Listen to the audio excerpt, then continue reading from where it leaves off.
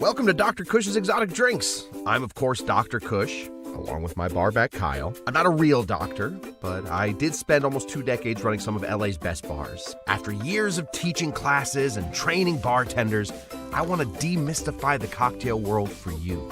Let's try a few new things as I open up my bar to everybody. Belly up, chat, and let's have a drink.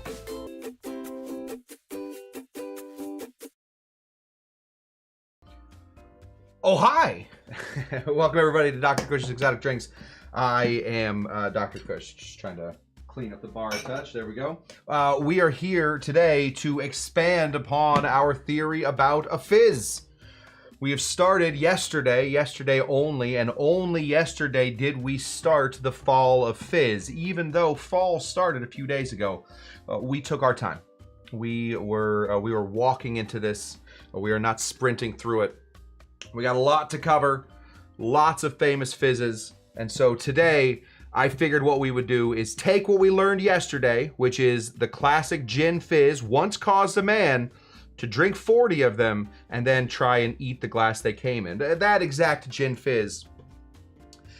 And we're going to just sort of adjust it a little bit. We're just going to see how far we can sort of pull this silly putty before it breaks in half. Or if you pull it fast enough, remember, silly putty would snap if you pull it fast enough. That was my favorite way to use silly putty. Just to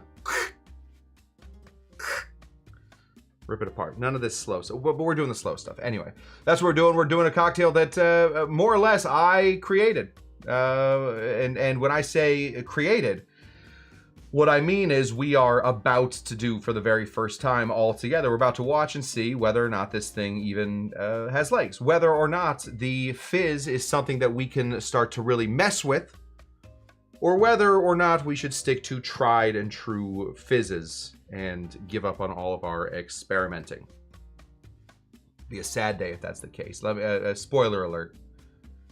Pretty sure this cocktail is going to work. Either way, let me say hello to, speaking of things that work, let me say hello to the people. First of all, let me say hello to our good friend. Oh, there we go. Shawnee Pennebaker, good evening. Debbie Clark, giving us my existential threat. What if it is just us? What if there is, to be very honest, I can't prove that any of you actually exist. What if it is just me? What if it is just me and somewhere out there, there's one other person that's typing, or even AI that's just typing all of these answers. And here I am, Tuesdays, Thursdays, and Saturdays, just talking to nobody.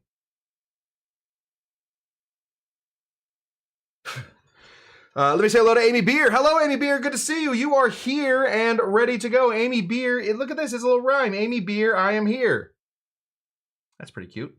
Sorry, did we mention DC Debbie Clark, winner of the 2023 Kushtucky Derby? There she is. Let me say hello real quick also to Stephanie Husband and Michael Husband, the winners of the 2024 Kushtucky Derby. Now, just in case you were wondering, the Kushtucky Derby is coming up. Comes up in May. We are already in September. So get your horses ready, because it's on its way. Hey-o to Davey Virtue. Good to see you. There is Kyle Tender, KT, in the place to be. He was outside all day wrestling with a raccoon. It's getting weird. It's getting weird. Let's see who else we got here. Did I say hi to Shawnee Pennebaker? I'm sure I did. Shawnee Pennebaker, cheers to you. Tiki Tom. Hello, Tiki Tom. Just getting home from a whiskey tasting.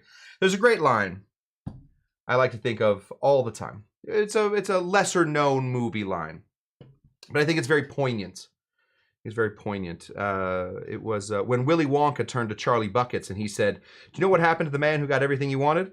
He lived happily ever after." I always thought about that. You know, usually they say, "What happened to the man who got everything he wanted?" Oh, he died of asphyxiation. Or he died of, you know, they always die. You get everything you want, suddenly now you got to die. That was not the case with Willy Wonka. He said, "Charlie Buckets, look me in the eye. Look me in my Willy Wonka eyes." He said, "What happens to the man?" Did you ever hear the story about the man who got everything? He lived happily ever after. I feel like Tiki Tom is that man. He's out there doing whiskey tastings, coming home for a tiki class. What a guy. What a freaking dude. Tombo the Rabbit. Oh, sorry, that was from yesterday. Hello, Tombo again. I have all the things up from yesterday. I didn't restart. Don't worry about it. Let's see. Low carb cocktail guy. Cheers to you, low carb cocktail guy. Low carb cocktail guy, I am sure, has made low carb soda water. If you haven't, I think you might as well do it as a short. I don't imagine there's a lot of carbs going on in soda water, but low carb cocktail guy, I don't read the labels of most things, so you let us know. Paul Belnardo giving us a wow. Where is it? Wow. Wow. He is here. Ciao to all. Not goodbye though. That's a hello, ciao. That's what's wrong. That's what's wrong with you romance languages. The hello goodbyes are the same. There is Susan Lang. Good to see you. I'm gonna see Susan Lang tomorrow. No cocktail Lulu tonight. She's at a cookie decorating class with Kim K, Kyle's lawyer.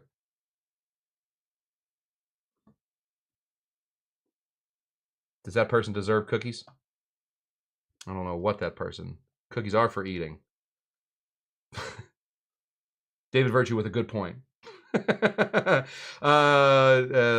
Oh, that's fun. This would be a fun little person to get together. Davey Virtue. Dougie G is going to be in Texas soon. You guys should hang out. You guys should hang out. That is quite a combination, putting everybody together. Okay, go from the airport to Tiki Tatsuya bar seating, and then hit the I-35 south. Oh my goodness. Too much instructions. Speaking of instructions, we're breaking them. Today we are not doing a classic nothing. We are not doing a class. Oh, sorry, before we get into it. If you are watching me over on Instagram, find me over on YouTube. It's much easier. The only people that I cannot see over on this little guy right here where Doug is telling us about his trip. If you want to tell me about your trip, you have to come over here to YouTube. Get off of that Instagram. Okay. Today we are throwing out all the recipes. There are millions and millions of fizz recipes. Don't believe me? Put in fizz to Google and you will get thousands upon thousands of fizz recipes, from the New Orleans fizz to the Chicago fizz to the Seattle fizz to the Phoenix fizz. I don't know if all of those are true, but usually all you do, put a city in front of it, and now you got your own fizz. Okay, well, we could absolutely do that, and I will warn you, we are going to do that. We're going to do a lot of these. But what I want to do first, before we can really understand what the formula is, we got to break the formula a little bit.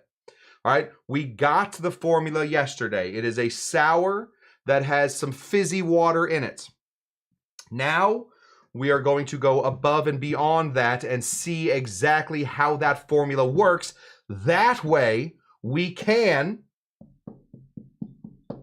start to create our own fizzes. That's important. And I have an announcement really quick. JBendy13119, much better on YouTube than IG, confirmed. Thank you, Jay Bendy. If you guys don't believe me, can we all agree that Jay Bendy, honestly, one of the most trustworthy persons of all time? Has anybody ever heard Jay Bendy tell a lie? I have not. Thank you, Jay Bendy, for your honesty, for your truth, for your openness, and honestly, for the good deeds that you are doing for basically everybody. And for that, you get a lot of highs. Okay, so that's what we're going to do. We're going to just sort of take some ingredients that we've been working with recently, some ingredients that I'm interested in working with, and we're going to create a fizz out of it. One of those ingredients is this guy. Now, is this absolutely, does this absolutely look like it could be some sort of thick, viscous salad dressing? It certainly does. It certainly does. How come of that? Why of that? Because that is the bottle that we use. We do all upcycling here at Dr. Kush's Exotic Drinks. We try and reuse every bottle at least a few times before we throw them away. You see that little curve, that gentle curve? What this is actually, it is garbanzo bean water. Garbanzo bean water. If you were to go into a bar and see somebody say they're going to put garbanzo bean water in your drink, you would say, don't you dare. He would say, not on my watch, you're not going to put garbanzo bean water. The garbanzo bean, on the side of the garbanzo bean can, does it not say, can we check? Does it not say, drain the garbanzo beans before you decide to put them into my Greek salad? It does say that. Well, what are you doing keeping this trash around? Well, bartenders then eventually had to find a brand new way to describe it. So we don't call it garbanzo bean water anymore. What do we call it? We call it, I'm going to meet you at this camera, aguafaba. We call it aguafaba. Dang, I missed the thing. Aguafaba. Aguafaba. That's what we call it. A-Q-U-A-F-A-B. It means bean water, but aguafaba sounds way better. So this is aguafaba. Recently, we've been making a lot of soups and salads over at my house. So I brought this from the house to the bar. And now we are going to have some aguafaba in our cocktail because I have some. We are also going to be using this little guy. Now this, while it does absolutely 100% look like a urine sample, that is not what this is. Okay? This is the same stuff as this, but just a little bit more flavorful. This is velvet falernum. This is our homemade velvet falernum. If you do not have homemade velvet falernum, I understand. I only did 4 shows on it recently. But if you don't have it, just some regular velvet falernum or whatever kind of, really any kind of like sweet stuff you want to put in here. Like a sweet liqueur is what we're looking for. Something even in the vein of, oh, I don't know, orange liqueur, like a curacao, something like that. That's what we're looking for. We're also switching out gin for rum. Let's get into it.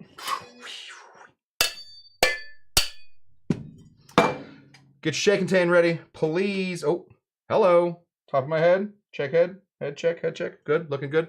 Get your shaking tin ready here. We're going to be shaking the crap out of this one, but we're going to be using different ice today. A lot of great fizzes. Not every great fizz has egg in it, but a lot of great fizzes do. And so we're going to be replacing the aguafaba today with our egg. I'll let you guys in on a little secret. I don't know if I should be saying this out loud as an online bartender. When I see, and I see this all the time, when I see that somebody is about to put egg white in my cocktail, I will usually say, please don't. Whatever you're about to do, I understand what the egg white's about to do with it. Please don't do that. I don't want it in there. Egg white, I get it. I understand. Whatever. I also don't care for ginger beer in my cocktails. Not my favorite thing. I don't like egg white in my cocktails. So if I can, I try and substitute egg white if I absolutely must. And since we're making a drink today called the Velvet RUM FIZZ, we needed something velvety in here. And instead of egg whites, we're going to be using aguafaba. Now, aguafaba is great because if you're already using chickpeas, then it's free. You're just going to throw it away anyway. But it also goes in at about the same amounts as an egg white. So since most of these cocktails that I have read about in the fizz category that use egg whites use about 3/4 of an ounce of egg whites, or like we say in the biz, 1 egg white. We're going to be putting in 3/4 of an ounce of some aguafaba. Go ahead and throw that in there.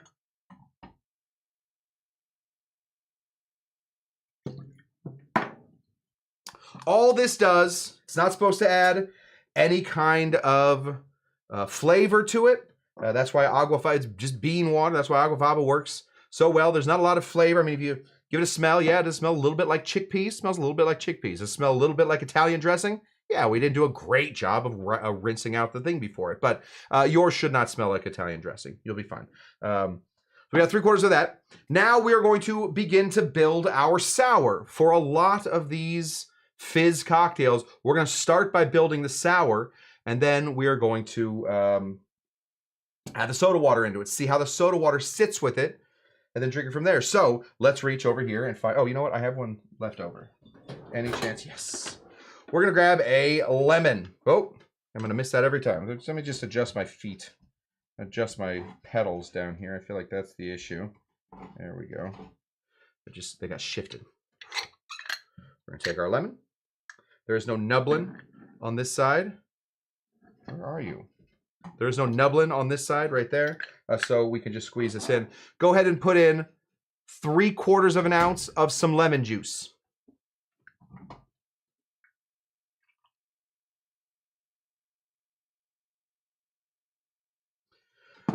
Paul says he likes the egg white in cocktails. Listen, That is fine. I'm not saying, all I'm saying, I'm offering an opinion. I personally do not care for egg whites in cocktails. They don't do much for me. And so I avoid them if I can. My dad says that he does not, it's not that he doesn't like avocado, it just doesn't do much for him and it's a lot of calories. So if he can avoid the avocado, he will. I feel the exact same way here. If you can make me the same great drink without the egg white, I will enjoy that. I will have it without the egg white, please. But today, it's impossible because the aquafaba is already in there. Aquafaba. Go ahead and put in 3/4 of an ounce of some lemon juice. Now, what do we get to do? We get to now balance out our lemon. We have our lemon in here. The aquafaba is adding almost no flavor to this, so now we just have to balance out the lemon. What are we going to do that with? Well, two different things. One thing is going to be some simple syrup, but the most important thing is going to be this guy, our homemade velvet falernum. Yay! Find crowds. There we go. Our homemade velvet falernum.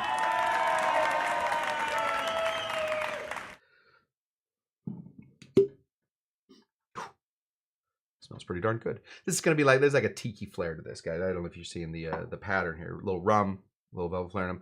I'm going to go ahead and put in 3/4 of an ounce of some velvet falernum. It seems like a lot already because that's the exact same amount of lemon juice. And I told you we're putting in 2 sweeteners. That is true. That is true. But we also want this drink to, we want to notice the velvet falernum. So go ahead and put in 3/4 of an ounce of some velvet falernum, homemade or not. Who could possibly be texting me right now? Everybody I know knows I do this show. Now, does anybody I know show up to the show? Not many. I know Paul. Paul's here. I know Doug. Doug's here. Where the heck is Bon Bon? I know Bon Bon. Okay. Yes, Jay Bendy. You can avoid the syrups. I will. Tough to avoid syrups, but I like the sentiment is there. Other than just crushing limes into some rum, we could have a difficult time with this cocktail if we don't do any syrups. We're gonna do a little bit of simple syrup. The simple syrup here, it does, yes, it comes in its recycled Frank's Red Hot sauce. I like the Frank's Buffalo sauce. It comes in that little thing. The reason we're putting this in here today is mostly just to enhance all the flavors. Same thing like salting a steak. You don't want your steak to taste like salt. You want your steak to taste more like steak. And that's why we put a little salt on things. It brings out those flavors. Same thing, that's the idea with the sugar in this one. We're not putting in much. We're not putting in much, but remember, we're about to hit this with a bunch of soda water as well. So we can't be stingy with it. We're going to put in a short ½ ounce. When I say short ½ ounce, find a jigger that has a ½ ounce thing in it. Let's go up here. See, okay, so there's that little, oh gosh. See, there's that little line right there. We're going to go just below that little line. That's what we're looking for. Just a little bit below. Just a touch. We need a short ½ ounce of some simple syrup. There we go. Now, technically, we have absolutely broken the deal we did yesterday. Yesterday, we did less sugar, less sweet than we did sour. Today, we're doing more sour than we did sweet. But the rum that we're using is more potent, in my opinion. I don't know how you even judge that thing. I'm sure there's a potometer. We should find a potometer. Anybody know where a potometer? Like, is there an Amazon potometer thing? To measure potentness, I would absolutely say that this guy right here, Clement Romagrico, I would say that this is a fairly recognizable rum. Put this in here. You're gonna know that you had this rum in here. We're gonna be putting in 2 ounces. This is an agricole rum. You can put in whatever rum you want. I wanted it to be a little bit clear, so I found one that's really clear. I wanted the drink to be pretty clear. So find yourself a nice clear rum that has a little bit of funk to it. May I suggest another great rum? This guy. Probitas. Thank you to the Du Bois for sponsoring the Probitas. Go ahead and put in 2 ounces of a rum agricole.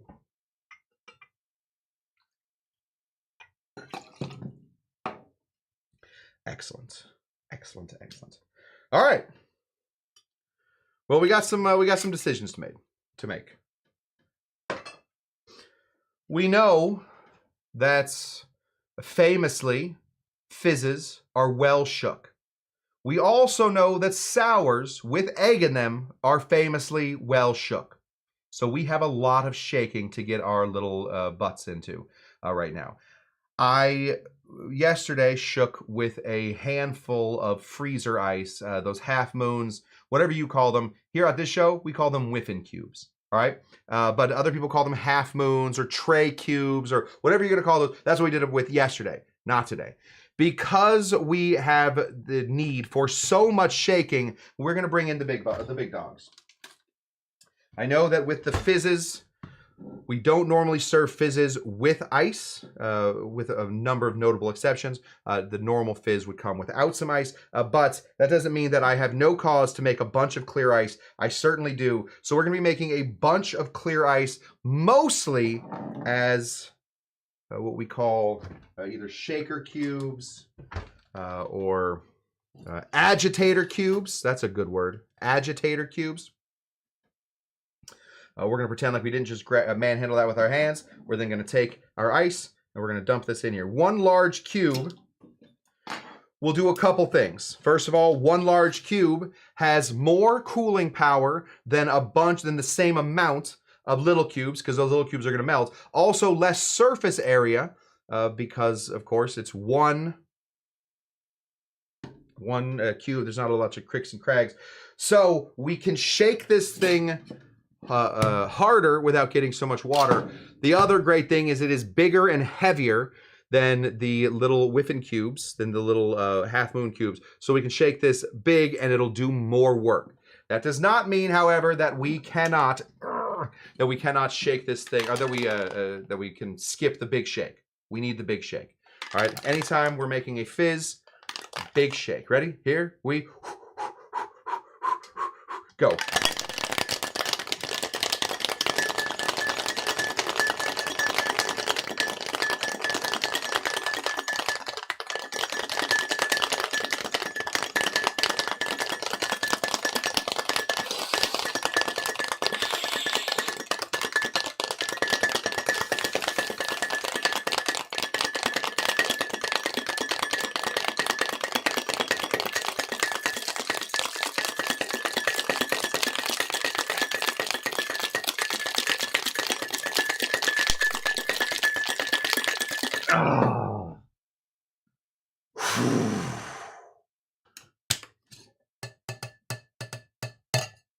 Okay, check this out, y'all. What I put in there was a nice, clear cocktail, with the exception of some aquafaba. I want you to see this now. Look at how foamy, frothy, delicious that is. It has turned basically into a milkshake. There's going to be whole halves of this show that I'm going to be absolutely out of breath. Okay, we are then going to take a low ball. Now, low balls traditionally is not the greatest way to serve a fizz. The longer the bubbles have to travel, the longer they'll stay in the glass. Great. I think that sometimes a fizz works very well when it is a low ball. We don't need this to be super carbonated. We want this to have a nice, we just want this to look interesting. So I put it on my little thing that spins. Gotta find the right place, there we go. We're gonna pour this in and then we're gonna put our soda in afterwards. We're gonna have a beautiful white drink. Take a look at this guy right here. Look at that. Oh boy, oh boy. Now, I like to point out when I did something wrong. I did something wrong right there. All right, I did something wrong. When you are pouring a drink that has this foam in it, do not pull up. You want it to be very close to the drink because you want this, let's bring this in. You want this beautiful white foam top without a bunch of bubbles on it. Right there. There we go. You don't want a bunch of bubbles on it. If you go up here, you start to splash, start to get bubbles. Not ideal. Not ideal. That's what you want. You want it to look like that. Okay, let's get a really beautiful shot of that. Ooh, wow. Wow. How about right there? Oh, glass of milk. You can, if you want, put the soda water in first. Not us. We put it in second. We are going to see if we have any fizz left in this. Enough. I don't think these fizz bottles last more than a couple days. We're going to put this spoon all the way deep in here. And we're going to run our soda water down it so that it has the surface area. The surface area has been broken so that the soda water will get down there to the bottom.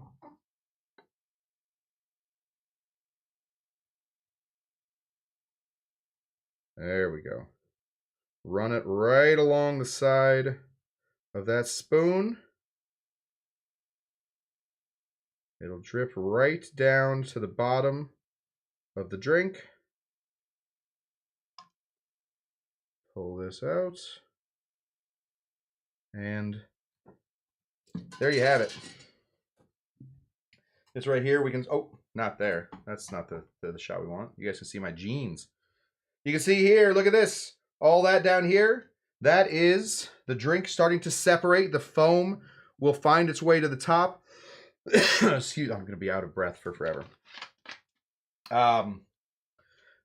You can see that the drink started to separate. The soda water has made it down to the bottom. It is fully immersed. So now we have an absolutely interesting version of the, oh wait one second, let's spin it. We have an absolutely interesting version of the fizz where we have substituted in a few new flavors. We substituted in a little bit of the falernum. We no longer have gin, but we have a very interesting rum. We have an agricole rum, same lemon, same sugar, soda, all that stuff, but just a little replacement, and we find ourselves in a really good spot. I guess we should probably decorate it. I think the YouTubes likes that. I really like these little guys, so we're just gonna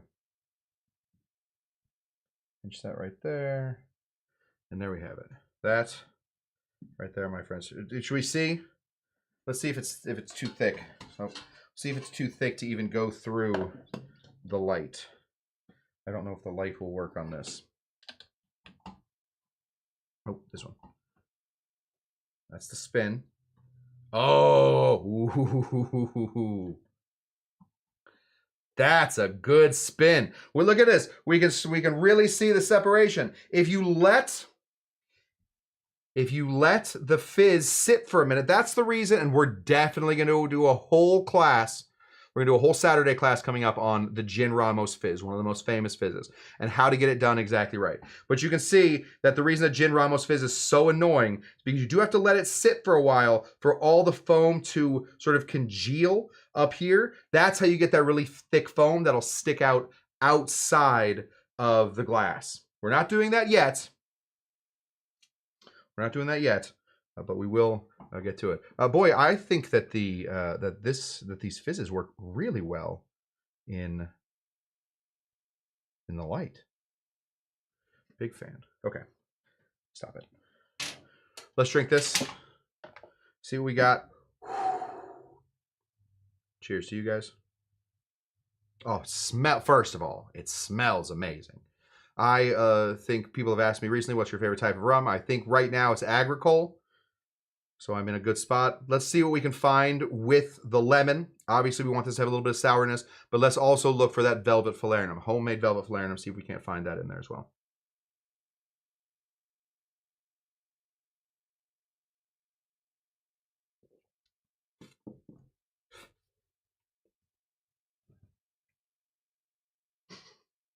Uh-oh. Uh-oh. That is borderline just there. of too good. I'm not talking out of school. Kind of makes me want to bite a glass. I don't know what's going on right now. I don't know why I'm having that impulse that I need to just chew a drinking glass down to its smallest glass parts, throw it in me, and then die of some sort of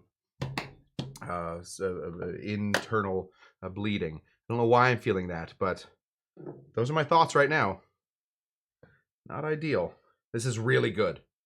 It's to be honest, it's almost too good.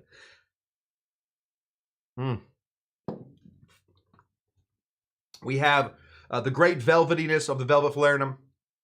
Absolutely, the Aguafaba. We have that. We have that in there. It's just good. Kyle, you try it and give it a gloved thumbs up. All right, Kyle, you want to come in and try it? Doc's licking the glass clean after the show. Yes, I'm absolutely going to do that. We'll see if Kyle wants to come in while we do that. Let me explain what's going on the rest of the week. So we all know Grant. You know my brother Grant. He shows up in here. He's been a guest on the show twice. Funny guy, good guy. I love the kid. Oh, here comes Kyle real quick. Kyle wants to try this.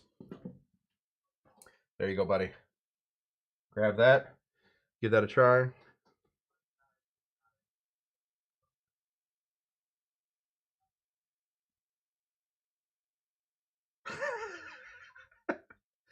It's like the glasses flew off of his face. That's a big glove. That's a off the screen glove. Give it back. Give it back. Give it back. Kyle. Is that Kylie? Thank you. All right. Kyle, that's a big glove. Spectacular Fizz. Although it seems like we might not be able to do a full month on fizzes, trust me, we will. We have a lot of experiments to do in this arena. We are going to get to it. Like I was just saying a moment ago, my brother, Grant, is getting married this weekend. I am speaking at the wedding, and unfortunately, and I asked him not to. He knows that I am busy on Saturdays, but he apparently does not take my feelings into consideration and is some sort of cruel, horrible dude. So this wedding has truly changed him, and I don't even know who this boy is anymore. Anyway, the wedding is on Saturday, so I will unfortunately not be here on Saturday, but we will come back next Tuesday in full force. We will do our first full Tiki Fizz. There are a lot of great Tiki Fizzes. We will get into Tiki Fizzes. We will get into how to turn Tiki drinks into fizzes. We will deal with some extra different types of water from different places to make our fizzes. And we will be making an awful lot of very fun syrups so that we can make our own homemade famous fizzes. Things like Coca-Cola. All right. Coca-Cola is not that difficult to make at home. I mean, is it exactly the same thing? It's not.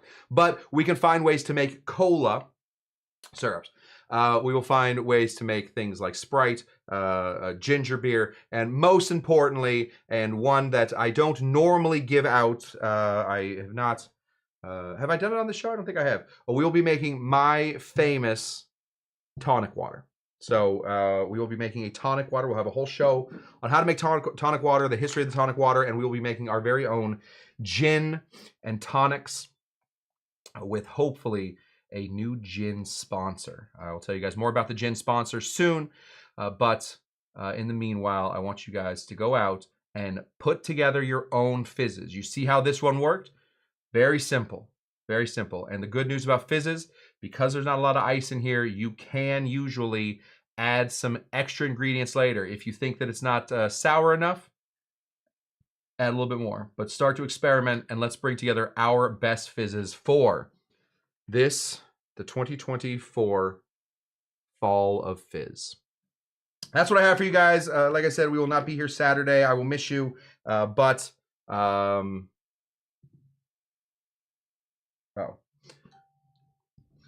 my the annual boys trip that I go on is they're currently missing me. That's where these texts are coming from. They don't know what I'm doing.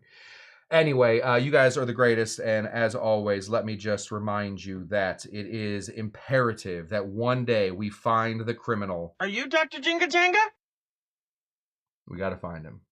And if I can leave you with 2 words, the words would be this. Aquafaba. Thanks, guys. We'll see you next time. As always, bye-bye.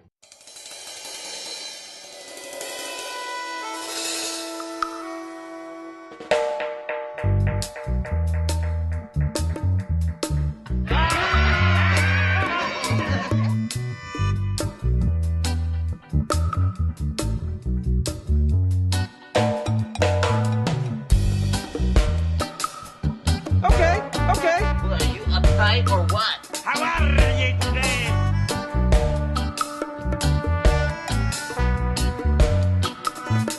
What?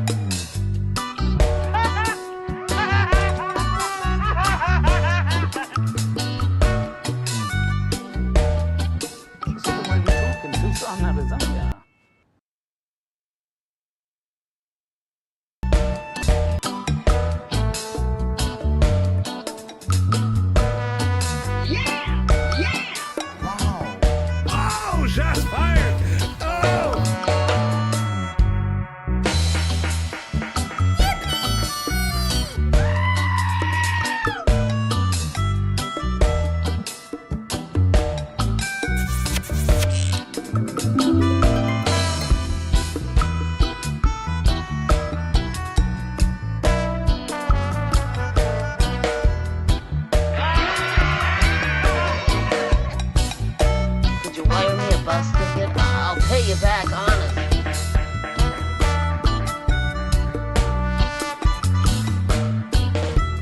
Why did you take a picture of the last sucker?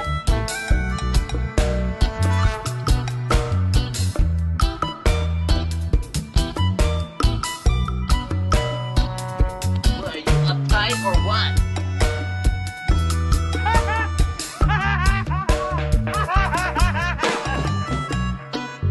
I'm having a party, and you're invited. I know you are, but what am I?